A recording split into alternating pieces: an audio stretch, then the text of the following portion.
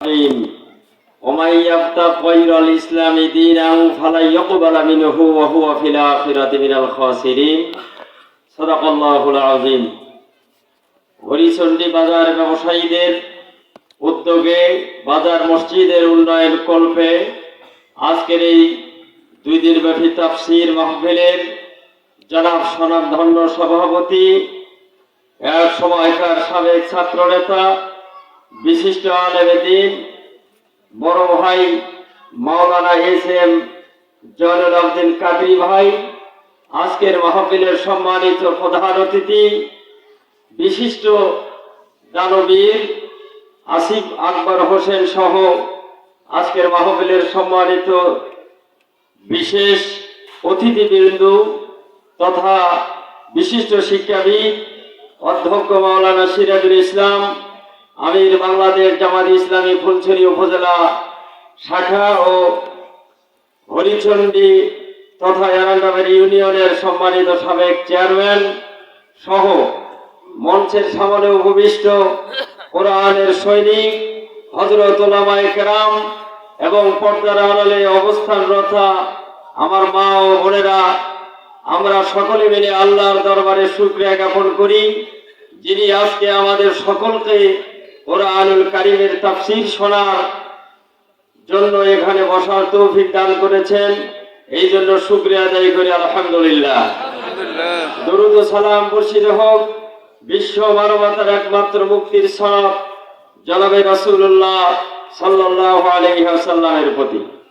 প্রিয় উপস্থিতি, আপনারা শুনেছেন যে আসলে সময় সংক্ষেপ, আর কি কথা বলবো। আমরা কোরআনুল কারীম শ্রবণ করার পরে আমাদের এই ব্যক্তি জীবন, পারিবারিক জীবন, সামাজিক জীবন, রাজনৈতিক জীবনে আমাদের এই আমলকে সংশোধন করতে হবে। প্রিয় এরান্ডাবাড়িবাসী, আসলে এই মাহফিলে যারা আমাকে বিশেষ অতিথি হিসাবে দাওয়াত দিয়েছেন তাদেরকে ধন্যবাদ জানাই। এই মাহফিলের কথা স্মরণে ছিল না, আজকে আমার ওস্তাদ উনি বলেছেন, বলার পরে আমার স্মরণ হয়েছে এবং অত্যন্ত আগ্রহের সাথে এই মাহফিলে এসেছি। তাছাড়া ইতিপূর্বেও কেন যেন আমাদের এই ফুলছড়ি উপজেলার একটি পূর্বাঞ্চলের ইউনিয়ন এরান্ডাবাড়ির মানুষের কথা, এই অঞ্চলের কথা মনে হলেই এইদিকে আসতে আমাদের ভালো লাগে, আমাদের মন চায়, এই জন্য চলে এসেছি। সময় নেই, সংক্ষেপ সময়। একটি কথা আমি আপনাদেরকে বলতে চাই। আমি একটি আয়াত তেলাওয়াত করেছি।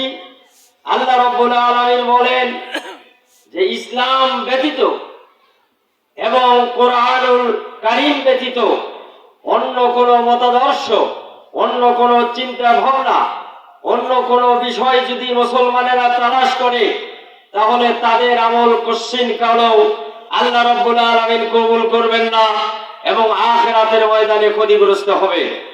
প্রিয় উপস্থিতি, এই জন্য আমাদেরকে সিদ্ধান্ত গ্রহণ করতে হবে আমাদের সামগ্রিক জীবনে যতটুকু ইবাদত আমরা করব, এই ইবাদত যেন আল্লাহ রাব্বুল আলামিন কবুল করেন। এই জন্য কোরআন এবং হাদিসের মাপকাঠি অনুযায়ী আমাদেরকে আমল করতে হবে। সম্মানিত উপস্থিতি, আরো অনেকেই আছেন, তারা বক্তব্য পেশ করবেন। যাই হোক, যেহেতু আমরা নদীর ওই পারে থাকি, আপনাদের সাথে ফুলছড়ি বাজারে আমাদের দেখা হয়, হাটে গেলেই কোনো সময়ে যদি কোনো প্রয়োজন মনে হয় ইনশাআল্লাহ স্মরণ করবেন। যতটুকু পারি আল্লাহ রহমতে আপনাদের খেদমত করার চেষ্টা করব ইনশাআল্লাহ। আজকে আর বেশি কথা বলতে চাই না। আপনাদের সকলের সুস্বাস্থ্য দীর্ঘায়ু কামনা করে আমি আমার বক্তব্য এখানেই শেষ করছি।